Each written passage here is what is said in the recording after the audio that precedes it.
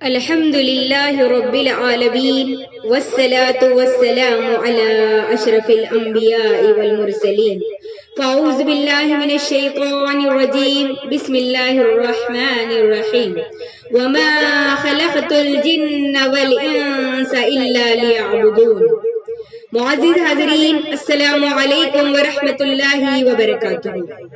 ابھی میں نے آپ لوگوں کے سامنے جو آیت تلاوت فرمائی وہ سورہ زاریات سورہ نمبر 51 آیت نمبر 56 ہے. اس مناسبت سے آج میری تقریر کا عنوان ہے ماہ شعبان فضائل و احکام. اللہ رب العالمین کیا ارشاد فرما رہا ہے اس آیت میں، آئیے میں اور آپ جان لیں. فرمایا، میں نے جنوں اور انسانوں کو محض اس لیے پیدا کیا کہ وہ صرف میری عبادت کریں، لیکن عبادت کے لیے زندگی کا کوئی خاص زمانہ یا سال کا کوئی خاص مہینہ یا ہفتے کا کوئی خاص دن یا کوئی خاص رات متعین نہیں کی گئی ہے کہ بس اسی میں اللہ تعالیٰ کی عبادت کی جائے اور باقی زمانہ عبادت سے غفلت سے گزار دیا جائے، بلکہ جب انسان کی خلقت کا اصل مقصد ہی یہ ہے کہ وہ اللہ رب العالمین کی عبادت کرے تو سن بلوغت سے لے کر زندگی کے آخری دم تک اسے ہر لمحہ عبادت میں گزارنا چاہیے. اللہ رب العالمین سورہ نمبر 15 آیت نمبر 98 اور 99 میں ارشاد فرماتا ہے، فَسَبِّحْ بِحَمْدِ رَبِّكَ وَكُن مِّنَ الصَّاجِدِينَ وَاعْبُدْ رَبَّكَ حَتَّى يَأْتِيَكَ الْيَقِينُ. بس آپ اپنے رب کی حمد کے ساتھ تسبیح بیان کرتے رہے اور سجدہ کرنے والوں میں شامل رہے اور اپنے رب کی عبادت کرتے رہے یہاں تک کہ آپ کو موت آ جائے. اور کامیاب انسان بھی وہی ہے جو عبادت ہی کو اپنی زندگی کا اصل مقصد تصور کرے، ورنہ وہ انسان جو اللہ کی عبادت سے غافل رہے اور دنیا کی ہر آسائش اپنے اور اپنے بال بچوں کے لیے مہیا کرنے کو ہی اپنی زندگی کا مقصد بنائے تو وہ خطاً کامیاب نہیں ہو سکتا.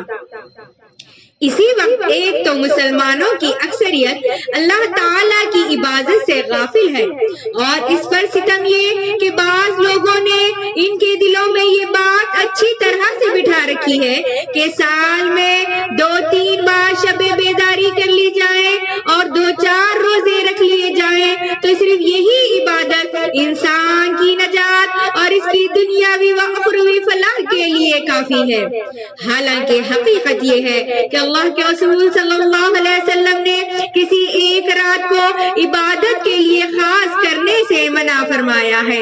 آپ صلی اللہ علیہ وسلم نے ارشاد فرمایا، راتوں میں سے صرف جمعہ کی رات کو قیام کے لیے اور دنوں میں سے صرف جمعہ کے دن کو روزے کے لیے خاص نہ کرو. ہاں، اگر جمعہ کا دن ان دنوں میں آ جائے جن میں تم سے پہلے کوئی شخص روزے رکھنے کا عادی ہو تو اس کا روزہ رکھنے میں کوئی حرج نہیں ہے. لہذا اگر کسی ایک رات کو عبادت کے لیے خاص کرنا درست ہوتا تو آپ صلی اللہ علیہ وسلم جمعہ کی رات کو اس کے لیے خاص کرنے کی اجازت دیتے تھے، کیونکہ یوم جمعہ ہفتہ کے تمام ایام میں سب سے افضل ہے. لیکن آپ صلی اللہ علیہ وسلم کا اس سے منع کرنا اس بات کی واضح دلیل ہے کہ سال بھر میں کسی ایک یا 2 راتوں میں عبادت کرنا اور باقی پورے سال میں اللہ کی عبادت سے غافل رہنا یہ بالکل بھی درست نہیں ہے. خود اللہ کے رسول صلی اللہ علیہ وسلم کی عادت مبارکہ بھی یہی تھی کہ آپ صلی اللہ علیہ وسلم سال بھر کی راتوں میں عبادت کرتے تھے، بلکہ آپ کی زندگی کا ایک ایک لمحہ اللہ رب العالمین کی عبادت میں گزرتا تھا. لہٰذا ہمیشہ اس بات کی کوشش کرنی چاہیے کہ زندگی کا ہر لمحہ اللہ رب العالمین کی عبادت بن جائے، اور یہ اس وقت ہو سکتا ہے جب ہم ہر قدم اللہ رب العالمین کی منشا کے مطابق اٹھائیں اور ہر کام اس کی رضا کے لیے کریں. حضرت عائشہ رضی اللہ تعالیٰ عنہ بیان کرتی ہیں کہ نبی کریم صلی اللہ علیہ وسلم رات کو اتنا طویل قیام فرماتے کہ آپ کے پاؤں مبارک پھٹنے لگتے. میں عرض کرتی کہ اللہ کے رسول صلی اللہ علیہ وسلم آپ ایسا کیوں کرتے ہیں، حالانکہ اللہ رب العالمین آپ کو اگلی پچھلی تمام خطاؤں کو معاف فرما دیا ہے۔ تو آپ صلی اللہ علیہ وسلم کا ارشاد تھا، کیا میں شکر گزار بندہ نہ بن جاؤں؟ اور حضرت مغیرہ رضی اللہ تعالیٰ عنہ بیان کرتے ہیں کہ اللہ کے رسول صلی اللہ علیہ وسلم نے اتنا لمبا قیام فرمایا کہ آپ صلی اللہ علیہ وسلم کے پاؤں مبارک پر ورم ہو گیا۔ آپ سے کہا گیا کہ اللہ رب العالمین نے آپ کی اگلی پچھلی تمام خطائیں معاف کر دی ہیں، پھر بھی آپ اتنا لمبا قیام کرتے ہیں۔ تو آپ صلی اللہ علیہ وسلم نے ارشاد فرمایا، کیا میں شکر گزار بندہ نہ کہلاؤں؟ یہ آپ صلی اللہ علیہ وسلم کا ہمیشہ کا معمول تھا کہ آپ اتنا لمبا قیام کرتے کہ پاؤں مبارک پھٹنے لگتے یا ان پر ورم ہو جاتا۔ یہ نہیں کہ بس سال میں 2 یا 3 مرتبہ ایسا کرتے، اور زندگی گزارنے کا سب سے بہترین طریقہ بھی آپ صلی اللہ علیہ وسلم کا ہی طریقہ ہے۔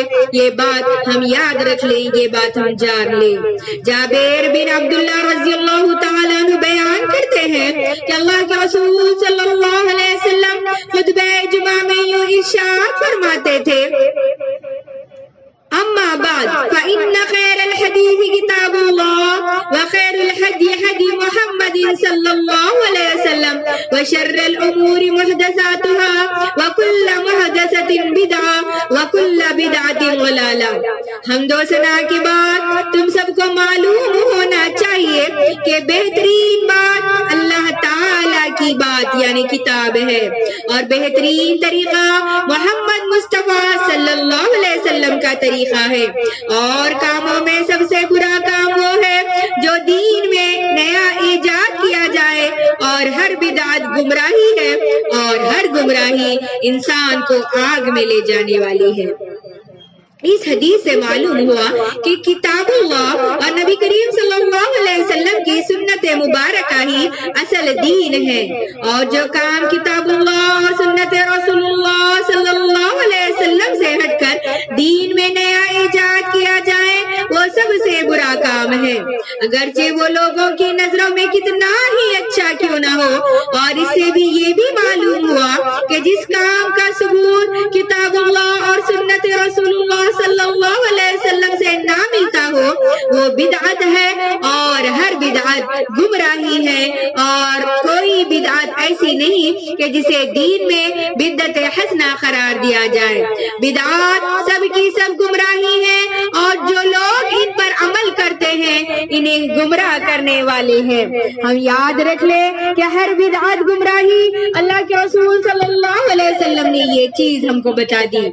ماہ شعبان کے روزوں کے فضائل، آئیے ہم دیکھتے چلیں کہ ماہ شعبان میں اللہ کے رسول صلی اللہ علیہ وسلم رمضان کو چھوڑ کر باقی سب مہینوں کی بنسبت زیادہ روزے رکھا کرتے تھے، اور آپ صلی اللہ علیہ وسلم یہ فرمایا کرتے تھے کہ اس مہینے میں نیک اعمال اوپر اٹھائے جاتے ہیں، اور مجھے یہ بات پسند ہے کہ میرے اعمال روزے کی حالت میں اوپر اٹھائے جائیں۔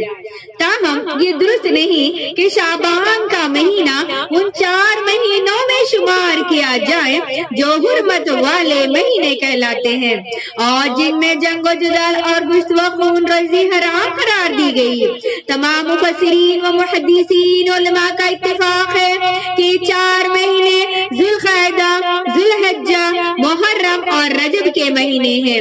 شعبان کو کسی مفسر نے ان 4 مہینوں میں شمار نہیں کیا ہے۔ اس پورے مہینے میں آپ صلی اللہ علیہ وسلم نے جس عبادت کا خاص طور پر اہتمام کیا ہے وہ روزہ، اور اس کا اہتمام بھی پورے مہینے میں کیا، کسی ایک دن کے ساتھ اس کو خاص نہیں کیا، اور نہ ہی اس مہینے کے کسی ایک دن کے روزے کی کوئی فضیلت بیان کی گئی ہے۔ حضرت عائشہ رضی اللہ تعالیٰ عنہ بیان کرتی ہیں کہ اللہ کے رسول صلی اللہ علیہ وسلم روزے رکھتے تھے، یہاں تک کہ ہم کہتے ہیں کہ آپ روزے نہیں چھوڑتے، پھر روزہ چھوڑتے، یہاں تک کہ ہم کہتے ہیں آپ روزہ نہیں رکھتے۔ اور میں نے اللہ کے رسول صلی اللہ علیہ وسلم کو کبھی کسی مہینے کے مکمل روزے رکھتے ہوئے نہیں دیکھا سوائے رمضان المبارک کے، اور میں نے اللہ کے رسول صلی اللہ علیہ وسلم کو شعبان سے زیادہ کسی مہینے میں روزے رکھتے ہوئے نہیں دیکھا۔ نیز حضرت عائشہ رضی اللہ تعالیٰ عنہ بیان کرتی ہے کہ اللہ کے رسول صلی اللہ علیہ وسلم کو روزوں کے لیے سب سے محبوب مہینہ شعبان لگتا تھا، پھر آپ صلی اللہ علیہ وسلم اس کے بعد رمضان کے روزے رکھتے تھے۔ اسی طرح ان کا بیان ہے کہ میں نے نبی کریم صلی اللہ علیہ وسلم کو شعبان سے زیادہ کسی مہینے میں روزے رکھتے ہوئے نہیں دیکھا۔ آپ اس میں روزے رکھتے تھے سوائے چند ایام کے، بلکہ آپ پورے مہینے میں ہی روزے رکھا کرتے تھے۔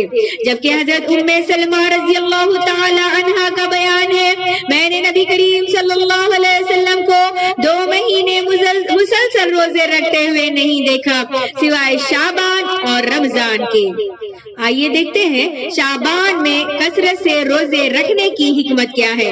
حضرت اسامہ بن زید رضی اللہ تعالیٰ عنہ بیان کرتے ہیں کہ اللہ کے رسول صلی اللہ علیہ وسلم سے سوال میں نے کیا کہ اے اللہ کے رسول، میں نے آپ کو کسی مہینے میں اتنے روزے رکھتے ہوئے نہیں دیکھا جتنے آپ شعبان کے مہینے میں رکھتے ہیں۔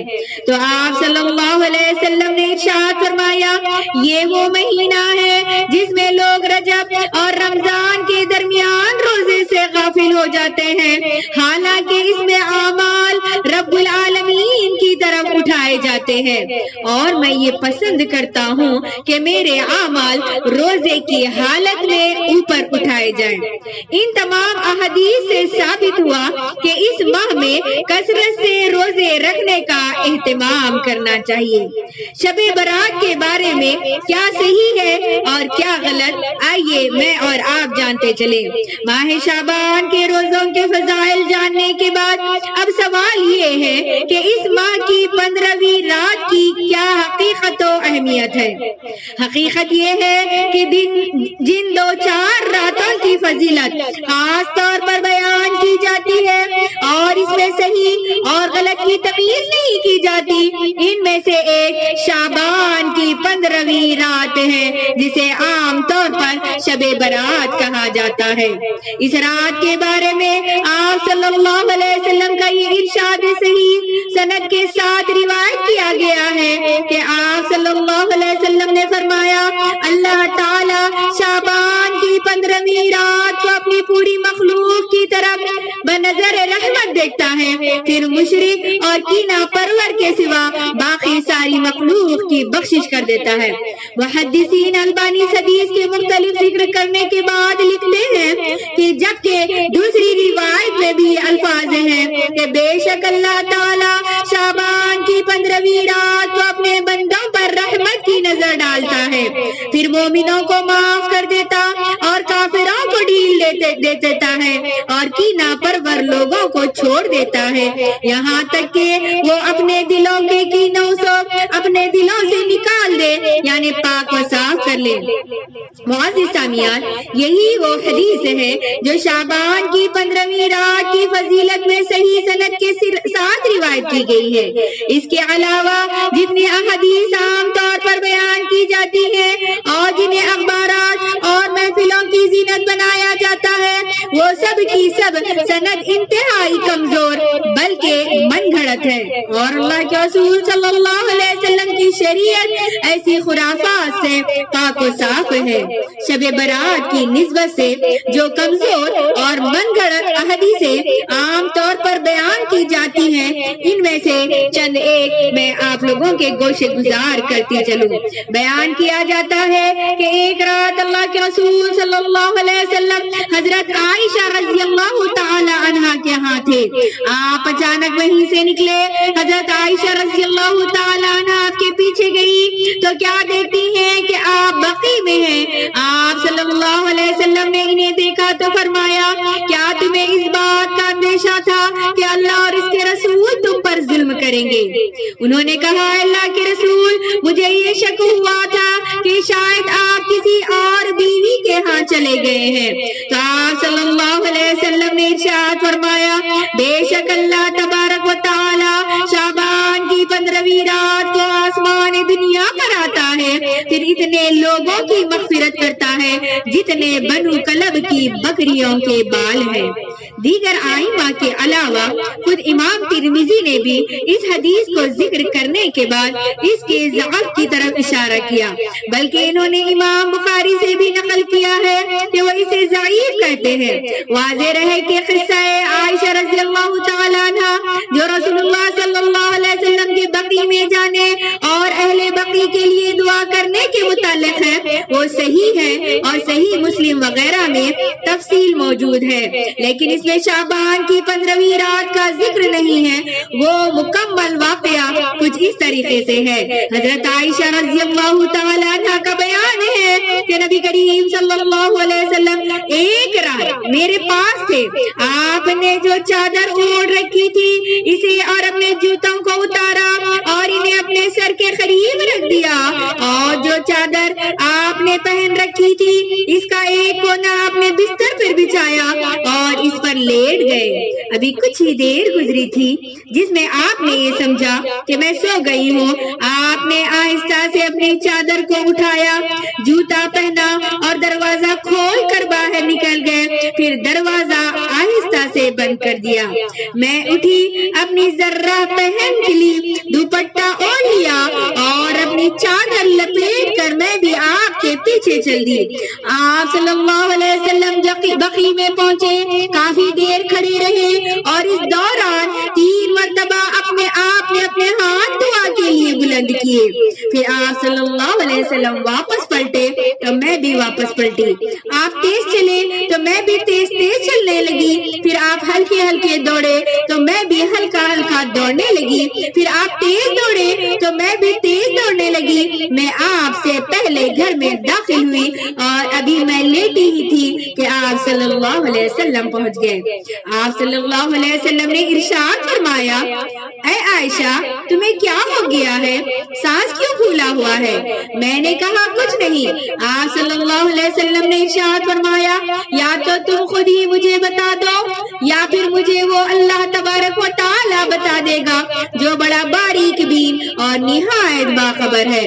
میں نے کہا میرے ماں باپ آپ پر قربان ہو۔ پھر میں نے آپ صلی اللہ علیہ وسلم کو سب کچھ بتا دیا۔ آپ صلی اللہ علیہ وسلم نے فرمایا، اچھا وہ تمہارا سایہ تھا جو میں نے اپنے سامنے دیکھا تھا؟ تو میں نے کہا کہ جی ہاں۔ پھر آپ صلی اللہ علیہ وسلم نے میرے سینے پر اپنی ہتھیلی کو اس طرح مارا کہ مجھے اس سے تکلیف محسوس ہوئی۔ اس کے بعد آپ صلی اللہ علیہ وسلم نے ارشاد فرمایا، تمہارا خیال تھا کہ اللہ اور اس کے رسول تم پر ظلم کریں گے۔ میں نے دل میں کہا لوگ چاہے جتنا چھپائیں اللہ تعالیٰ تو جانتا ہے، ہاں واقعتاً اللہ تعالیٰ سب کچھ جاننے والا ہے۔